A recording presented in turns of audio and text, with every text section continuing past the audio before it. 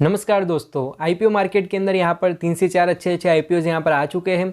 तो सबसे पहले आज के इस वीडियो के अंदर हम लोग बात करेंगे थाई कास्टिंग लिमिटेड के आईपीओ के बारे में। बाकी फिर मैं दूसरे आईपीओज के ऊपर भी वीडियो बनाकर आपको सारी इन्फॉर्मेशन दे दूंगा। लेकिन आज के इस वीडियो के अंदर हम लोग यहाँ पर डिटेल में एनालिसिस करने वाले हैं थाई कास्टिंग लिमिटेड के आईपीओ के बारे में।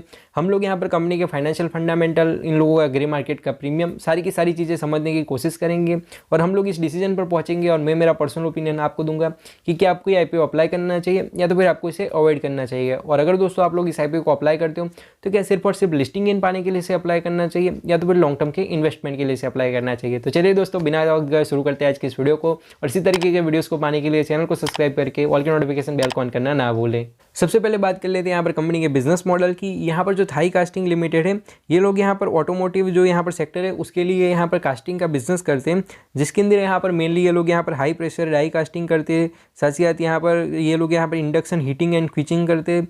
तो अगर मैं आप लोगों को आसान भाषा के अंदर इन लोगों के प्रोडक्ट समझाऊँ तो भाई ये लोग लोहे से अलग अलग चीज़ें बनाते हैं, अलग अलग पार्ट्स वगैरह बनाते हैं, जिनका जो इस्तेमाल है वो यहाँ पर गाड़ियाँ बनाने के लिए होता है। यहाँ पर जो व्हीकल्स होते हैं अलग अलग वो बनाने के लिए यूज़ होता है।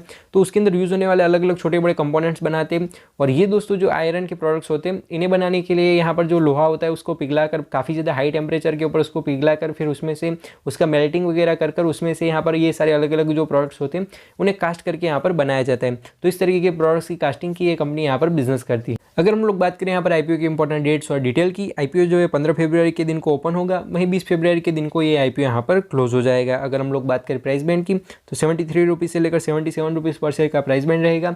रिटेल कैटेगरी के अंदर जनरल दोस्तों आपको कट ऑफ प्राइस सिलेक्ट करने का रहता है, वहीं एचएनआई कैटेगरी के अंदर आपके लिए जो टॉप वाला प्राइस है वहीं सिलेक्ट करने का यहाँ पर रहता है। वहीं अगर मैं बात करूँ लॉट साइज की तो 1600 शेयर्स का यहाँ पर एक लॉट रहेगा।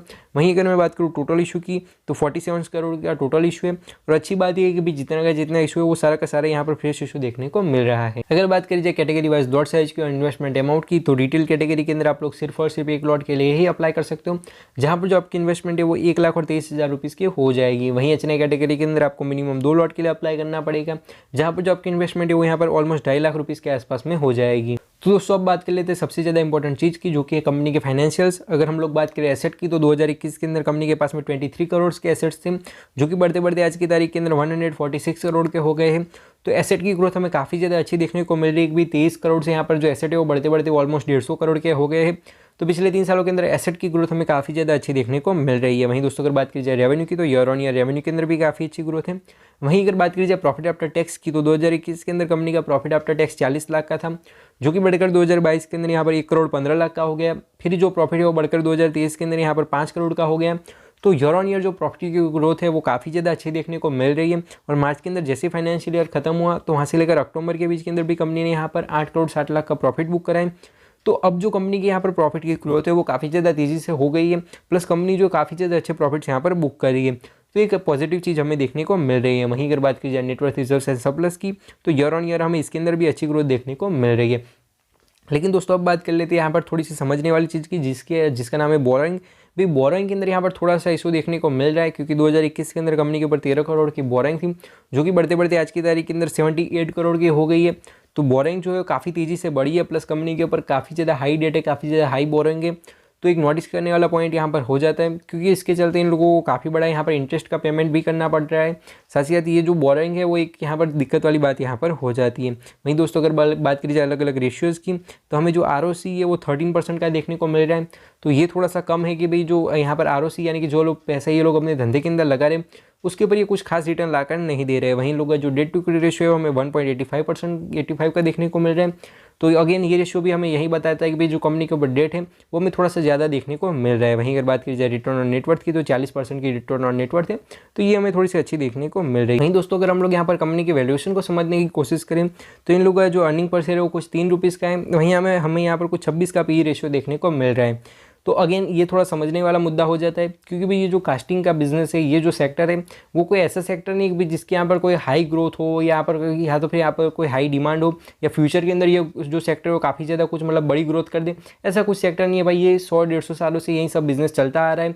काफ़ी सारी लिस्टेड कंपनियाँ हैं, काफ़ी सारी नॉन लिस्टेड कंपनियाँ हैं जो कि ये बिजनेस करती है। तो ऐसा कुछ नहीं भी कोई बड़ी डिमांड या कुछ ऐसी बड़ी बात हो, ऐसा कुछ नहीं है। तो जो सेक्टर की अगर हम लोग एवरेज वैल्यूएशन को अगर यहाँ पर 15 से 20 का पी भी माना जाए तो जो कंपनी की वैल्यूएशन है हमें थोड़ी सी ज़्यादा देखने को मिल रही है। और ये चीज़ मैं आपको यहाँ पर पीयर कंपैरिजन के जरिए भी समझा देता हूँ। तो आप लोग देख सकते हो कि इनका जो पी रेशियो हमें 26 का देखने को मिल रहा है। वही जो सेक्टर की एक कंपनी है जिसका 41 का पी रेशियो है और एक का यहाँ पर 16 का पी रेशियो है। तो मतलब कि आपको यहाँ पर कम वैल्यूएशन के ऊपर भी दूसरी कंपनियाँ देखने को मिल रही है।